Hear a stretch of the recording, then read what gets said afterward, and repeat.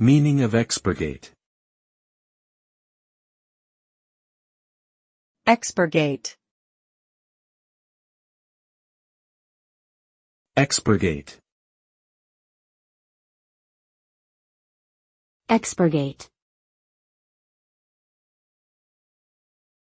Expurgate. Expurgate means to remove or censor parts of a written work deemed offensive or objectionable. The result of expurgation is a revised text that has been purged of sensitive material such as profanity, explicit sexual content, or anything else that may be considered inappropriate.